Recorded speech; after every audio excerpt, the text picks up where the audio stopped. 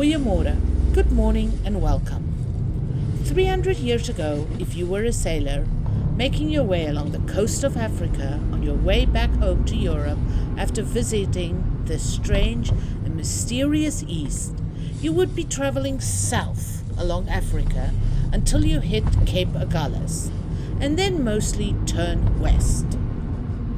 This was a very exciting time because soon you would be in Cape Town and you could stock up on fresh food and some pretty nice adult beverages.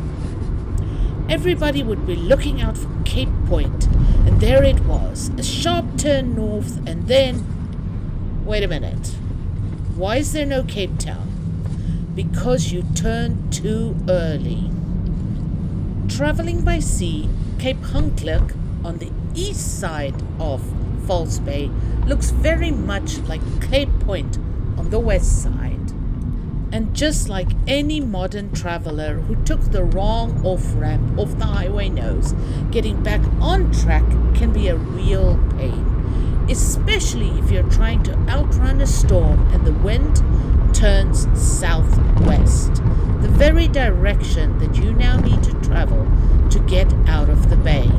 And so, this is why False Bay is called False Bay, the wrong bay, the right one being Cape Bay.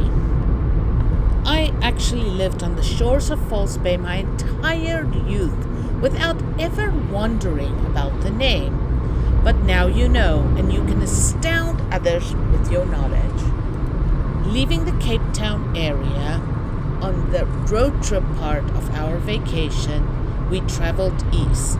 There's 3 ways to travel east. You can take the N1 and the N2, the 2 biggest highways in South Africa.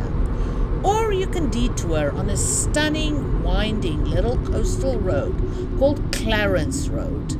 The map will tell you R44, but all the locals still call it by its original name. Clarence Drive is like an echo of Chapman's Peak Drive. Just like its more famous cousin, it hugs the coast and winds its way along the foothills of the mountains.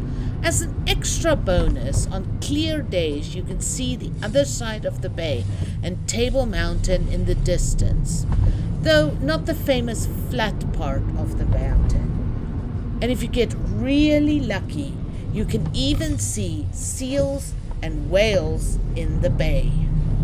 We had opted to travel along the road mainly because we wanted to visit the penguins at Betty's Bay.